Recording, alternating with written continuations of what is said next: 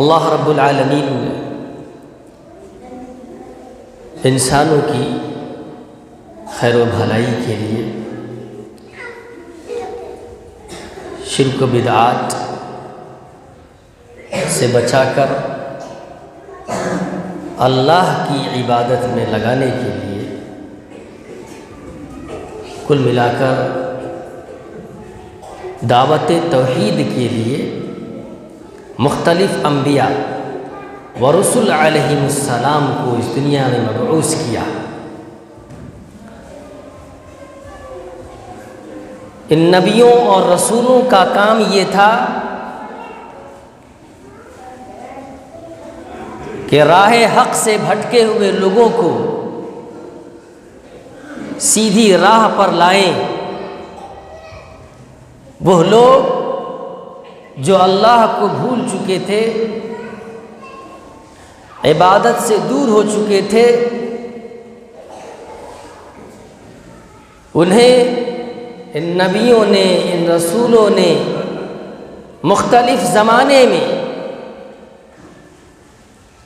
لوگوں کو اللہ کی عبادت میں انہوں نے لگایا۔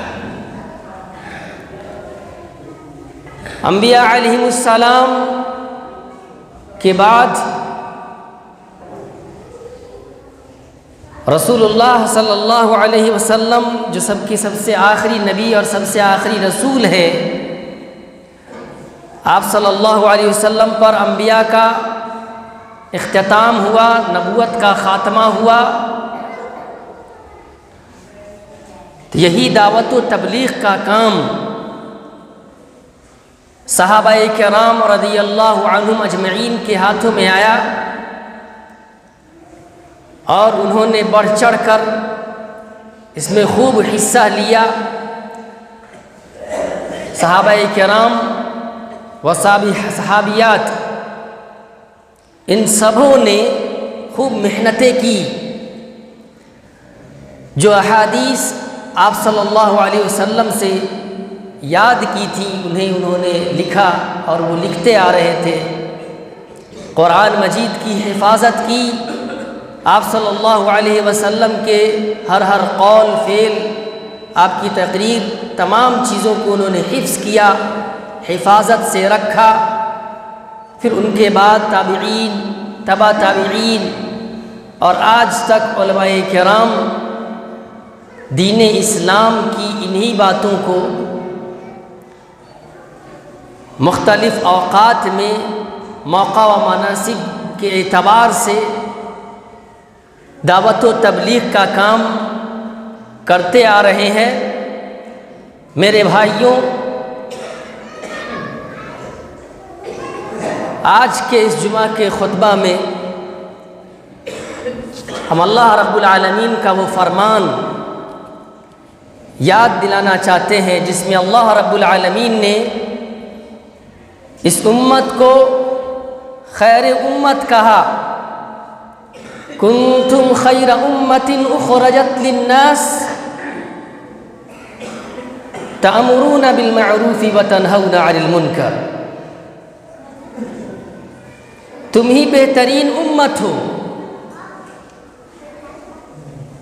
جنہیں لوگوں کے لیے پیدا کیا گیا ہے۔ اخرجت للناس تأمرون بالمعروف، تمہارا کام یہ ہے کہ تم لوگوں کو نیکیوں کا حکم دو اور برائیوں سے منع کرو۔ اور پھر اللہ رب العالمین نے ایک دوسرے مقام پر فرمایا وَلْتَكُمْ مِنْكُمْ أُمَّةٌ يَدْعُونَ إِلَى الْخَيْرِ، تم میں سے ایک جماعت ایسی ہونی چاہیے جو خیر کی دعوت دے، لوگوں کو نیکی کا حکم دے اور برائیوں سے منع کرے۔ پھر اللہ رب العالمین نے ایک اور مقام پر فرمایا والمؤمنون والمؤمنات بعضهم أولياء بعض يأمرون بالمعروف وينهون عن المنكر ويقيمون الصلاة ويؤتون الزكاة۔ ایمان والے مرد اور ایمان والی عورتیں یا آپس میں ایک دوسرے کے معاون و مددگار ہیں، نیکی کا حکم دیتے ہیں اور برائیوں سے منع کرتے ہیں، نماز پڑھتے ہیں، زکوٰۃ ادا کرتے ہیں، اور یہ سب مل جل کر اللہ اور اس کے رسول صلی اللہ علیہ وسلم کی اطاعت و فرمانبرداری کرتے ہیں، انہی لوگوں پر اللہ رب العالمین رحم فرمائے گا۔ میرے بھائیوں، نیکیوں کی ترغیب دلانے کی تلقین اللہ رب العالمین نے قرآن مجید میں کئی مقامات پر فرمایا کہ لوگوں کو نیکیوں کی طرف بلاؤ، اچھائی کا حکم دو اور برائی سے منع کرو۔ گویا امر بالمعروف و نہی عن المنکر بہت اہم فریضہ ہے اور اس کے بڑے فضائل ہیں۔ حضرت ابو سعید الخدری رضی اللہ عنہ بیان کرتے ہیں کہ رسول اکرم صلی اللہ علیہ وسلم کی خدمت میں صحابہ کرام رضی اللہ عنہم اجمعین آئے اور کہا، اللہ کے رسول صلی اللہ علیہ وسلم، ذهب اہل الدثور بالاجور، یہ مال و دولت والے لوگ اجر و ثواب میں ہم سے بڑھ چڑھ گئے، آگے بڑھ گئے۔ یصلون کما نصلی، وہ ایسے ہی نماز پڑھتے ہیں جیسے ہم نماز پڑھتے ہیں۔ ویصومون کما نصوم، وہ ایسے ہی روزہ رکھتے ہیں جیسے ہم رکھتے ہیں۔ ویتصدقون بفضول اموالہم، اور وہ اپنے ایکسٹرا مال سے، اضافی مال سے صدقہ و خیرات بھی کر دیتے ہیں۔ اس طریقے سے چونکہ روپیہ اور پیسے والے ہیں، ہم سے زیادہ صدقہ و خیرات کر دیتے ہیں، تو اجر و ثواب میں ہم سے آگے بڑھ گئے۔ تو آپ صلی اللہ علیہ وسلم نے کہا، الیس قد جعل اللہ لکم ما تصدقون بہ، کہ اللہ رب العالمین نے تمہارے لیے صدقہ و خیرات کرنے کے راستے نہیں بنائے؟ ان بکل تسبیحۃ صدقہ، ہر تسبیح سبحان اللہ پڑھنا صدقہ ہے، ہر الحمدللہ پڑھنا صدقہ ہے، ہر لا الہ الا اللہ پڑھنا صدقہ ہے، اور ہر اللہ اکبر صدقہ ہے، اور نیکی کا حکم دینا صدقہ ہے، برائی سے منع کرنا صدقہ ہے۔ اور رسول اللہ صلی اللہ علیہ وسلم نے بیان فرمایا کہ ہر انسان کو 360 جوڑوں کے ساتھ بنی آدم علیہ السلام کی اولاد کو 360 جوڑوں کے ساتھ پیدا کیا گیا ہے۔ فمن کبر اللہ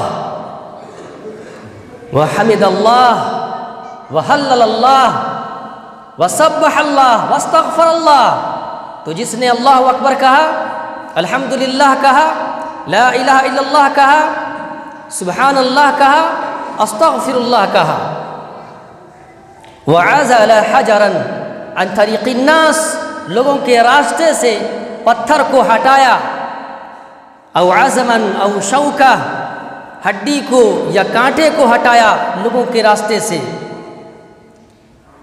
تو یہ جو 360 جوڑ بتائے گئے ہیں، ان 360 جوڑوں کی اس نے گنتی پوری کی، اجر و ثواب ہے۔ اگر انہوں نے ایسا ہی کیا تو ایسا کرنے کے بعد جب وہ چلے گا تو اس طرح سے چلے گا کہ گویا اس نے اپنے آپ کو جہنم سے بچا لیا، وہ شخص جہنم سے بچ گیا، وہ شخص جنتی ہو گیا۔ تو میرے بھائی، امر بالمعروف و نہی عن المنکر کا کام بڑا ہی اہم کام ہے، لیکن اس کے لیے یہ بھی جاننا ضروری ہے کہ نیکی کا حکم دینا اور برائیوں سے منع کرنا یہ کس کا کام ہے؟ یہ یقینی طور پر اہل علم کا کام ہے۔ جو اہل علم لوگ ہیں، پڑھے لکھے لوگ ہیں، انہیں ان فریضہ کو ضرور انجام دینی چاہیے۔ ہر طرح کے پروگرام بڑے آسانی سے ہو جاتے ہیں، لیکن دعوت و تبلیغ کے کام میں بڑی رکاوٹیں آتی ہیں، بڑی پریشانیاں جھیلنی ہوتی ہیں۔ اور بڑی مشکل سے سال میں کم از کم ایک ہی پروگرام دینی مجلس سجتی ہے، جس میں سیکھنے کے بجائے کھیل کود، تماشا، مارکیٹ، کھانے اور خریدنے کے سامان سے ہی وقت نقصان ہو جاتا ہے اور انسان کچھ بھی نہیں سیکھ پاتا۔ گویا دعوت و تبلیغ کا کام صرف اور صرف خطبہ جمعہ کے ذریعے سے ہو رہا ہے۔ بقیہ نماز کی اصلاح، زکوٰۃ کی ادائیگی کیسے ہوگی، روزہ کے کیا مسائل ہیں، حج کے کیا مسائل ہیں، جنازے کے کیا مسائل ہیں، تجہیز و تکفین کے کیا مسائل ہیں، وراثت کے کیا مسائل ہیں، ان سب چیزوں سے لوگ لا علم ہوتے ہیں۔ اس چیز کی کوئی جانکاری نہیں ہوتی، کیونکہ ان چیزوں کو سکھلانے کے لیے کوئی بھی مجلسیں نہیں سج پاتی۔ تو میرے بھائیوں، آئیے ہم یہ جانتے ہیں کہ دعوت و تبلیغ کا کام کرنے کا حکم اللہ رب العالمین نے تو دیا ہے، لیکن یہ دعوت و تبلیغ کا کام کیسے کیا جائے۔ سب سے پہلی بات یہی ہے کہ دعوت و تبلیغ کے لیے مسجد بہت ہی اہم ذریعہ ہے۔ اس مسجد کے ذریعے سے، دنیا کی کسی مساجد کے ذریعے سے دعوت و تبلیغ کا کام بڑے آسانی سے اور کم خرچ میں کیا جا سکتا ہے۔ اس لیے دعوت و تبلیغ کے لیے مجلس کا انتخاب کیا جائے، ہر ماہ میں کم از کم علماء کی ایک ٹیم بیٹھائی جائے، یا کسی بھی ایک عالم یا دو عالم کے ذریعے سے اصلاحی کام کیا جائے۔ اور اس کی ایک اور شرط ہے جو کہ سب سے پہلی شرط علماء نے بتائی ہے، وہ شرط یہ ہے کہ دعوت و تبلیغ کا کام وہی شخص کر سکتا ہے جس کو اس کا علم ہو۔ ہر کوئی شخص اگر فتویٰ داغنا شروع کر دے تو اور گمراہیاں پھیلیں گی، اصلاح کے بجائے فساد ہوگا۔ جیسا کہ آج کل دعوت و تبلیغ کے نام پر بہت ساری جماعتیں، بہت ساری کمیٹیاں یا بہت ساری جگہیں ایسی ہیں جہاں دعوت و تبلیغ کے نام پر لوگ قرآن و حدیث کی بات بتاتے ہیں، لیکن احادیث میں سے صحیح و ضعیف احادیث کا وہ چناؤ نہیں کر پاتے، انتخاب نہیں کر پاتے کہ کون حدیث صحیح ہے، کون ضعیف ہے، کون سے واقعات صحیح ہیں، کون سے واقعات غلط ہیں، اس کا صحیح سے وہ انتخاب نہیں کر پاتے، اور اسی ذریعے سے وہ دعوت و تبلیغ کرنا شروع کر دیتے ہیں۔ حالانکہ رسول اللہ صلی اللہ علیہ وسلم نے بیان فرمایا، یجب علی المحدث الا یروی شیئا من الاخبار المسموعۃ والاحادیث الباطلۃ الموضوعہ، حدیث بیان کرنے والے پر یہ واجب ہے کہ وہ موضوع، من گھڑت اور ضعیف روایات میں سے کوئی روایت بیان نہیں کرے۔ جو کوئی بھی شخص ایسا کرے گا تو وہ صریح گناہ کا مرتکب ہوگا۔ جنہیں علم میں درک حاصل ہو، اچھی صلاحیت ہو، قرآن و حدیث کا عالم ہو، وہی شخص دعوت و تبلیغ کا کام کرے۔ اور اللہ رب العالمین نے بھی قرآن مجید کے اندر بیان فرمایا، قل هذه سبیلی ادعو الی اللہ علی بصیرہ، آپ کہہ دیجئے کہ یہی میری راہ ہے، میں پوری بصیرت یعنی علم اور دلیل کے ساتھ اللہ کی طرف بلاتا ہوں۔ میں اور میری اتباع کرنے والے لوگ بھی یہی کام کرتے ہیں۔ تو اللہ رب العالمین نے بصیرت کے ساتھ دعوت و تبلیغ کا حکم دیا ہے، لیکن یہ تبلیغی جماعت جو دعوت و تبلیغ کا کام کرتے ہیں، بظاہر ان کے اندر بہت ساری اچھائیاں ہیں، نماز کی طرف بلاتے ہیں، لوگوں کو کہتے ہیں کہ نماز پڑھو، لیکن علماء نے ذکر کیا اور بتایا، اور حقیقت بھی یہی ہے کہ ان کے اندر علم نہیں ہوتا۔ جوہلا حضرات گاؤں گاؤں میں گھومتے ہیں، لوگوں کو مسجد میں بلا کر لے جاتے ہیں اور نماز کے طریقے سکھلاتے ہیں، اور پھر بھولی بھالی باتیں کر کے لوگوں کو دینی راہ سے بھٹکا دیتے ہیں۔ میرے بھائیوں، جاہل سے علم حاصل کرنے کے لیے اللہ رب العالمین نے نہیں کہا، اللہ رب العالمین نے علم کو فوقیت دی ہے عمل سے پہلے۔ امام بخاری رحمۃ اللہ علیہ نے صحیح البخاری کے اندر ایک باب باندھا ہے، باب العلم قبل القول والعمل، علم کا باب، عمل اور قول سے پہلے۔ علم، سب سے پہلی چیز علم ہے۔ اللہ رب العالمین نے کہا ہے فَاعْلَمْ أَنَّهُ لَا إِلَهَ إِلَّا اللَّهُ، اس چیز کا علم حاصل کر لو، جان لو، اس چیز کی تعلیم حاصل کر لو کہ اللہ کے سوا کوئی معبود برحق نہیں۔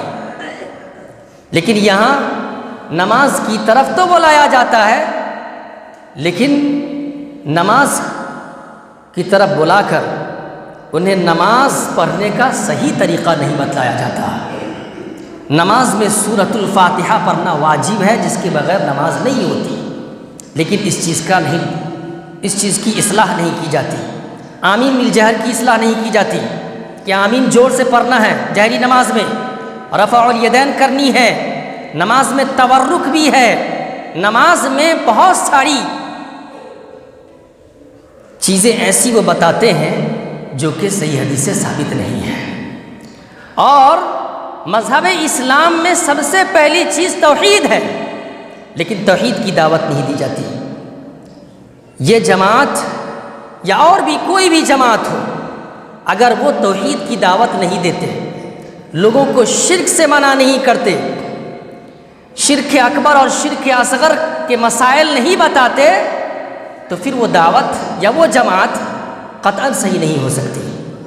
گویا اس جماعت کے اندر بہت ساری بگاڑ ہے، فساد ہے، اور بہت سارے بدعی مسائل ہیں، قرآن و حدیث کی طرف خالص دعوت نہیں دیتے، اور صرف کہتے ہیں کہ نماز پڑھنے چلیے۔ نماز کے علاوہ زکوٰۃ کے بھی مسائل ہیں، روزے کے بھی مسائل ہیں، صرف نماز ہی کے مسائل نہیں ہیں، اور نماز کے مسائل بھی ہیں تو صحیح مسائل ہونی چاہیے، نماز بھی صحیح طریقے سے ادا ہونی چاہیے۔ اس چیز کا علم اہل حدیث عالم سے، جو قرآن و حدیث کا علم رکھتا ہو، انہی لوگوں سے حاصل کرنی چاہیے۔ دوسری چیز، جب میں نے تبلیغی جماعت کا ذکر کیا، یہ موضوع میرا نہیں ہے، لیکن جو میں نے پہلے ذکر کیا کہ دعوت و تبلیغ کے لیے علم شرط ہے، اسی بنا پر میری یہ بات شروع ہوئی۔ دوسری چیز یہ ہے کہ دعوت و تبلیغ کے لیے رسول اللہ صلی اللہ علیہ وسلم نے دین کو خاص نہیں کیا ہے کہ 3 دن 4 دن یا 40 دن، اس کی قید نہیں ہے۔ کیا 40 دن میں پورا علم حاصل کیا جا سکتا ہے؟ نہیں حاصل کیا جا سکتا۔ 3 دن کی شرط نہیں لگائی، بلکہ علم کے لیے پوری عمر ہے۔ پورے عمر میں آپ علم سیکھتے رہیے، جانکاری حاصل کرتے رہیے، اپنی اصلاح کرتے رہیے۔ خلاصہ یہی ہے کہ ایسی جماعتوں سے یا ایسے لوگوں سے اپنی اصلاح نہ کروائیے، یا ایسے لوگوں کی باتوں سے بچیے جن کے اندر علم نہیں ہے۔ ان میں سے ایک جماعت جو ہر جگہ، ہر کونوں اور نکروں پر دکھائی پڑتی ہے، ان میں سے ایک جماعت تبلیغی جماعت ہے۔ اس لیے میں نے اس طرف اشارہ کیا ہے کہ دعوت و تبلیغ کا کام ہونی چاہیے، اصلاح ہونی چاہیے، لیکن یہ اصلاحی کام علماء کرام کے ہاتھ میں ہونی چاہیے، جو خالص قرآن و سنت کی دعوت دیتے ہوں، اپنے مولوی کی طرف دعوت نہیں دیتے ہوں، بلکہ قرآن و سنت کی دعوت دیتے ہوں۔ تو قرآن و حدیث کا علم حاصل رکھنے والے لوگوں سے علم لیا جائے۔ دعوت و تبلیغ کے لیے سب سے پہلی شرط یہی ہے کہ جن لوگوں کے پاس علم ہو، وہی لوگ اس میدان میں بڑھ چڑھ کر آگے بڑھیں۔ دوسری شرط یہ ہے کہ دعوت و تبلیغ کی راہ میں جو کمیٹی بنیں گی، جو لوگ اس کے لیے تیار ہوں گے کہ ہمیں دعوتی کام کرنی ہے، علماء کرام کو آگے بڑھانا ہے، اور اس میں کچھ خرچ وغیرہ بھی کرنا ہے، ان لوگوں کے اندر چند باتیں ہونی بھی ضروری ہے۔ اور وہ بات یہ ہے کہ وہ لوگ نرم لہجے والے ہوں، غصہ والے نہ ہوں، کیونکہ تمام انبیاء کرام علیہ السلام کے اندر یہ صفات موجود تھی کہ وہ لوگ حکمت کے ساتھ، دانائی کے ساتھ، نرم لہجے میں دعوت و تبلیغ کا کام کرتے تھے۔ ایک دیہاتی آیا مسجد میں اس نے پیشاب کرنا شروع کر دیا۔ لوگوں نے ڈانٹا، لیکن آپ صلی اللہ علیہ وسلم نے منع کیا، نہیں اسے پیشاب کرنے دو۔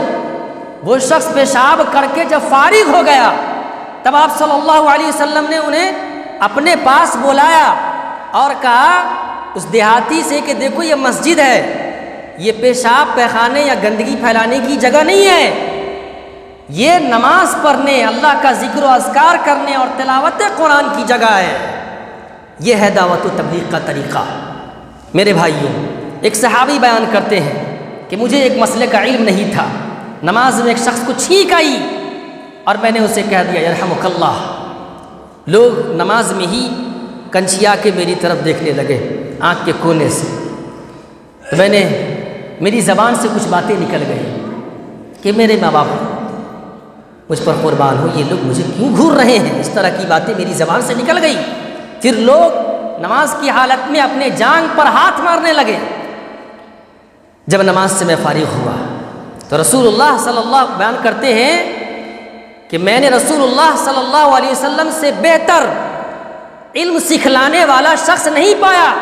میری ایسی حرکت پر بھی آپ صلی اللہ علیہ وسلم نے مجھے ڈانٹ ڈپٹ نہیں کی، بلکہ آپ صلی اللہ علیہ وسلم نے مجھے یہی بات بتائی کہ دیکھو نماز میں دنیاوی بات چیت درست نہیں ہے، تو نرم لہجے والے ہوں، غصہ والے نہ ہوں۔ ایک اور چیز ہے صبر۔ دعوت و تبلیغ کی راہ میں نکلیں گے، اگر آپ مبلغ بنیں گے یا اس طرح کی جو کمیٹیاں بنیں گی، ان کے اندر صبر بھی ہونی چاہیے۔ انہیں کئی مصائب آئیں گے، کئی پریشانیاں آئیں گی، کئی دقتیں آئیں گی، کئی لوگ تانا دیں گے، کئی لوگ آپ کو ایشا نشانہ بنائیں گے، آپ کو چڑھائیں گے، یا ان کی کوشش ہوگی کہ یہ کمیٹی یا دعوت و تبلیغ کا یہ راہ رک جائے، اس کی یہ راہ رک جائے، یہ راستہ بند ہو جائے۔ تو ایسے میں آپ کو صبر کرنا ہوگا۔ یا بنیا، حضرت لقمان نے کہا اپنے بیٹے سے، یا بنیا اقیم الصلاۃ وامر بالمعروف وانہی عن المنکر واصبر علی ما اصابک۔ میرے بیٹے نماز پڑھو، نیکی کا حکم دو، برائی سے منع کرو، اور جو مصیبت آ جائے اس پر صبر کرو۔ اور یہ بڑی تاکیدی کاموں میں سے ہے۔ میرے بھائیوں، دعوت و تبلیغ کرنے والے جو لوگ ہوں گے، یہ دعوت و تبلیغ کرنے والے لوگ سب سے بہترین لوگ ہوں گے۔ اس لیے اس چیز کو آگے بڑھایا جائے، دعوت و تبلیغ کے میدان کو آگے بڑھایا جائے۔ سماج میں، سوسائٹی میں بہت ساری برائیاں پھیل رہی ہیں، لوگوں کے عقائد برے ہو رہے ہیں، لوگ بے نمازی ہو رہے ہیں، ان کے اندر شرک و بدعات بہت جلد پھیل رہا ہے۔ سوسائٹی میں برائیاں، کئی طرح کی برائیاں پھیل رہی ہیں، ان کے روک تھام کے لیے ایک جماعت کو آگے بڑھنا ہوگا، لوگوں کو آگے بڑھنا ہوگا، اور رسول اللہ صلی اللہ علیہ وسلم کے اس فرمان کے مطابق اس پر عمل پیرا ہونا ہوگا کہ آپ نے بیان فرمایا من رعا منکم منکرا فلیغیرہ بیدہ۔ تم میں سے جو شخص بھی منکر دیکھے، غلط کام دیکھے، کسی شخص کو تعویذ لٹکاتے ہوئے دیکھا، فوراً اس کی تعویذ کو پکڑیے اور کاٹ دیجئے۔ فلیغیرہ بیدہ، ہاتھ کا استعمال کیجیے اگر طاقتور ہو، مضبوط شخص ہو۔ اگر تم مضبوط ہو، تمہارے اندر قوت اور توانائی اتنی ہے تو فوراً اس کو روکیے۔ اگر کوئی شخص سجدہ کر رہا ہے قبر کے اوپر، آپ کے اندر پاور ہے تو اس کو لاٹھی کے ڈنڈے سے آپ اس کو روکیے۔ میرے بھائیوں، رسول اللہ صلی اللہ علیہ وسلم جب خانہ کعبہ میں تشریف لائے تو 360 بت رکھے ہوئے تھے۔ آپ صلی اللہ علیہ وسلم نے اپنی تلوار سے ان بتوں کو پاش کیا اور قرآن مجید کی آیت کی تلاوت کر رہے تھے، جاء الحق وزهق الباطل، حق آ گیا اور باطل کی کمر ٹوٹ گئی۔ ایسے ہی یہ جماعت ایسی جماعت ہونی چاہیے جس کے اندر توانائی ہونی چاہیے، جو پاورفل ہونی چاہیے۔ سگریٹ پینے والے کو تماشا مارے، اس کے اوپر جرمانہ رکھے، یا کوئی بھی بڑا جرم کرنے والے کے اوپر کوئی سزا مقرر کرے۔ میرے بھائیوں، حضرت عائشہ رضی اللہ عنہا بیان کرتی ہیں کہ رسول اللہ صلی اللہ علیہ وسلم اپنے کسی بھی سفر سے تشریف لاتے، اپنے ایک سفر سے تشریف لائے تو میں نے ایک پردے کے ذریعے سے اپنے ایک مچان کو ڈھکا ہوا تھا، اس پر تصویر تھی۔ آپ صلی اللہ علیہ وسلم نے اس پردے کو پھاڑ دیا. آپ نے صرف منع ہی نہیں کیا بلکہ اسے آپ نے پھاڑ دیا. اور اس طرح کے کئی واقعات ہیں. لہٰذا طاقت کا استعمال کرنے کے لیے اسلام مذہب نے کہا ہے من رأى منکم منکرا فلیغیرہ بیدہ. تم میں سے جو شخص منکرات کو دیکھے, کوئی بھی کام جو قرآن و سنت کے خلاف ہو, اس کی خلاف ورزی کرتے ہوئے کسی بھی شخص کو دیکھے تو چاہیے کہ وہ طاقت کا یوز کرے, طاقت سے اپنے ہاتھ سے اس چیز کو روکے. ومن لم یستطع فبلسانہ, اگر اس کی طاقت نہیں ہو, کمزور ہو چکے ہو, تمہاری لاٹھیاں کمزور ہو گئی ہیں, تم توانائی والے قوت والے نہیں ہو, کمزور طبقے کے لوگ ہو, تو زبان سے منع کرو. کم سے کم اتنی طاقت ہونی چاہیے. رسول اللہ صلی اللہ علیہ وسلم نے بیان فرمایا افضل الجہاد, افضل جہاد کیا ہے؟ کلمۃ حق عند سلطان جابر, عند سلطان جابر. ظالم بادشاہ کے سامنے اگر کوئی شخص حق بات کہہ دے تو یہی افضل جہاد ہے. اور سب سے بڑا جہاد آپ صلی اللہ علیہ وسلم نے بھی یہی بیان فرمایا کہ کسی ظالم بادشاہ کی غلطی کو اس کے منہ کے سامنے ٹوک دینا کہ آپ نے غلط کیا ہے, یہ کام کیا ہے؟ اعظم جہاد ہے, یہ افضل جہاد ہے. رسول اللہ صلی اللہ علیہ وسلم نے بیان فرمایا کہ کسی بھی شخص کو لوگوں کی ہیبت, ہیبت الناس, لوگوں کی ہیبت, لوگوں کا ڈر اور خوف اس بات سے نہ روکے کہ وہ حق بات بولنا چھوڑ دے, حالانکہ اسے علم ہو کہ یہ حق بات ہے. لہٰذا کسی بھی کا خوف نہ ہو, صرف اللہ کا خوف ہو مبلغ کے اندر, دعوت و تبلیغ کرنے والے کے اندر. آخری بات ذکر کر کے اپنی بات کو ختم کروں گا. اگر یہ طاقت نہیں ہے, بولنے کی بھی طاقت نہیں ہے, اگر تمہارے اندر اتنی بزدلی آ چکی ہے کہ تم ہاتھ سے نہیں روک سکتے, زبان سے منع نہیں کر سکتے, تو پھر دل میں برا جانو, لیکن یہ بھی جان لو کہ یہ جو تم دل پر صرف آ گئے ہو کہ صرف دل میں نفرت کر رہے ہو, ہاتھ سے روک نہیں پا رہے ہو, زبان سے منع نہیں کر پا رہے ہو, تو یہ ایمان کی بہت بڑی کمزوری ہے. لہٰذا دعوت و تبلیغ کا کام کیا جائے, اور دعوت و تبلیغ کے جو اصول ہیں, جو ضوابط ہیں, جو شرائط ہیں, ان تمام کے تمام کا پاس و لحاظ رکھا جائے. اگر ایسا کیا جائے تو یقینی طور پر ہماری دعائیں قبول ہوں گی. رسول اللہ صلی اللہ علیہ وسلم نے بیان فرمایا ہے کہ نیکی کا حکم دو اور برائی سے منع کرو, برائیوں سے منع کرو, ورنہ ایسا ہوگا کہ تم دعا کرو گے قبل ان تدعوا فلا یستجاب لکم, قبل اس کے کہ تم اللہ سے دعا کرو اور تمہاری دعا قبول نہ کی جائے. لہٰذا اگر یہ کام چھوڑ دیا جائے دعوت و تبلیغ کا, تو پھر اللہ تعالیٰ دعا بھی قبول نہیں کرتا. اللہ تعالیٰ ہم تمام مسلمانوں کو دعوت و تبلیغ کی توفیق بخشے. آمین.